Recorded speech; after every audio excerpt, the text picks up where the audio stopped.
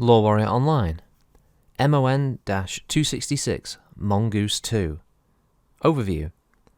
Part of the fallout of the near collapse of Luthien Armor Works was the dispersion of many ongoing projects. One of those was the Mongoose 2, meant to help replace the grievous losses that Comstar had recently suffered, and while it seemed to be a setback for Comstar, they found willing partners in both Ark Royal Mechworks and Defiance Industries.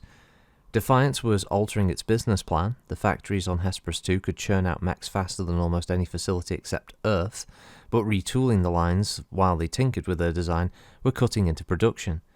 By refitting an old Rimworld's Republic factory on Kwangyongni, they could make a multitude of designs in small numbers with which to be tested in the field. The first projects were the new Zeus and Banshee designs. The success of the 8S model of the Banshee over the slower 9S was a surprise to executives, but not to the pilots. The loss of the Hesperus 2 factory to the word of Blake accelerated these plans, bringing Defiance together with Comstar, and in exchange for the plans and financial backing, Defiance agreed to sell 2/3 of the output to Comstar for 2 years. Capabilities. The Mongoose 2 can keep pace with the original at 129 kph, but also sprint yet faster with a boost from the new mask system to 172 kph. To guard the vulnerable XL engine, 7 tons of Starshield armor provide good protection. Defiance offered to use ferrofibrous or even the more exotic stealth armor, but Comstar declined, not wanting to overburden their fragile supply lines. For offense, the Sunbeam Extended Range Large Laser offers a long-range ammo-independent punch. The Alshane-designed frame was a challenge to adapt to the Lyran manufacturing systems at first, but has since proven to be reliable. It's the electronic suite that makes the Mongoose 2 shine, though. Turning to computer giant Nashan, Defiance were able to outfit the unit with a Beagle probe, Guardian ECM, and C3 improved system. The probe and C3 improved allow the Mongoose 2 to act as an advanced scout and spotter, while the ECM protects it and its comrades. Nashan based their probe on the venerable Transcom Beta model, incorporating not only gun and cockpit cameras but additional video and audio receiving technology placed throughout the mech. The data is recorded in both cockpit sensor systems and also the torso-mounted probe, allowing recovery of data unless the mech is near obliterated. It can then be reviewed in the mech or transferred to another computer system.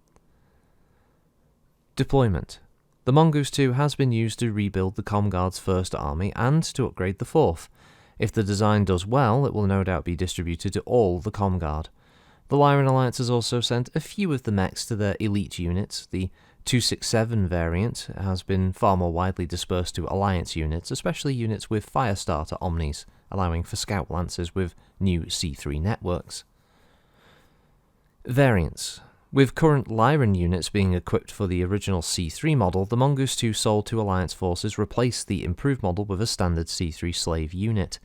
6.5 ton of stealth armor was added, and the first to be made domestically in the Lyran Alliance. It makes the 267 a difficult target, while an advanced targeting computer improves the accuracy. Still in the testing stage is the 268, which is intended to be a command mech for recon teams. The armor is upgraded to ferrofibrous, the ECM and C3 improved are replaced with a master unit, while the large laser is replaced by 3 Ramtech ER mediums tied into a targeting system. Notable mech warriors include Lieutenant Stephen Mencken. Commander of a recon lance, his performance has always been praised.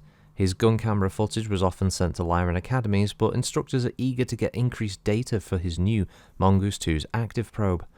Mencken himself is excited to be getting a faster mech with a longer reach. When off duty, he likes to share his collection of photos taken while reconnoitring the enemy.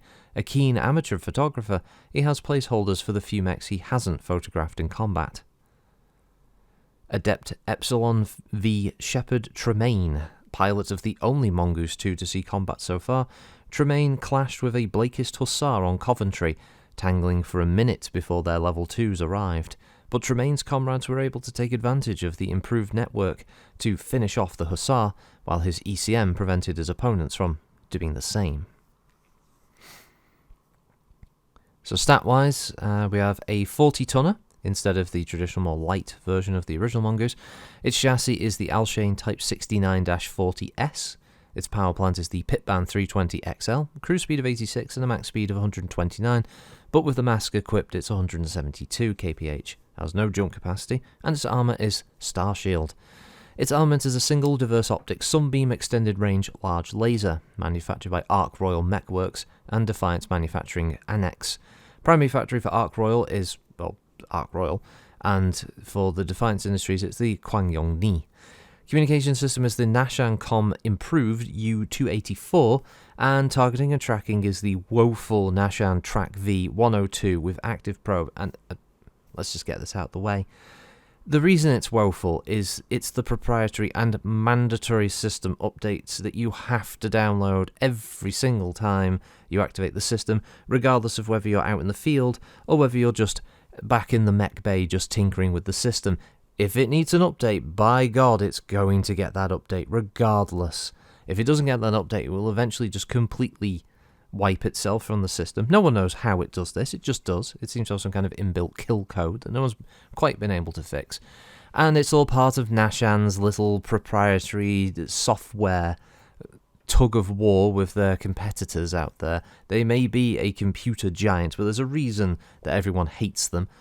Some of the open source operating systems are much more popular these days, and if it wasn't for the fact that Nashan have such a stranglehold over certain areas of the home computer and holovid market, then we'd be probably much better off, but unfortunately Nashan are the one that everyone goes with. So there we are, stuck with them. Their targeting and tracking software, when it's updated, works perfectly fine, and for the odd collector out there, they're something of a novelty. Do you have the Nashan Track 6? Do you have the Nashan Track 3? Do you have the... all those kind of things with different version numbers, and some people like some of the features in the software than others. They've removed stuff over years, and other things have come back and in and out. You know, they like to mess around. But the actual Mongoose 2 itself, its stats is Walk of 8, Run of 12, 16 with Mask, and again it's another mech that comes with a nice standard 10 double heatsinks. It has 9 armour on the head, 14 on the CT with 5 on the rear, 12 on the right and left torso with 4 on the rear, and 10 on the arms and 16 on the legs. The ER large is located bang middle of the mech, while the improved C3 is in the right torso, Guardian ECM is there as well, and in the left torso we have Mask and the Beagle probe. Definitely one of those more specialised units, and certainly something that I don't think it's going to be picked very often for just general tabletop combat. This is definitely more of the kind of smaller scale narrative focused campaign type mech, where one player will have a lot of functionality being the scout of the unit and using their improved electronic suites to be able to help. Not saying that in the larger scale wargaming aspect of Battletech that this doesn't have its uses, of course. Stick one in a lance or a level 2 or whatever, and you've certainly got the ability to protect, give a higher difficulty for die rolls against, and being able to improve accuracy of friendlies. But I think more often than not most players will go for just straight up firepower if they can bring more of that rather than bringing just a single weapon system to the fight. I do like the idea of the Mark II models of some of these mechs coming about as well. The idea of it being improved by having to increase the weight by 5 to 10 ton, maybe moving it up into a different weight bracket, and sort of creating something that is the same role, but it's got a few extra bits and pieces. Visually, I actually don't mind it. I know the Mongoose has since had another visual update, which I'm pretty sure I'll probably find the image for. But this doesn't look too bad. Mongoose 2 looks fine. It's never been a particularly pretty mech, but it's always done its job well, and it's one of those classic Star League era light designs that, was just kind of cool. I always liked it. But I think I've rambled on enough for today. Thank you all for listening, as always, and I'll catch you on the next one. Until then, have a good one. Bye!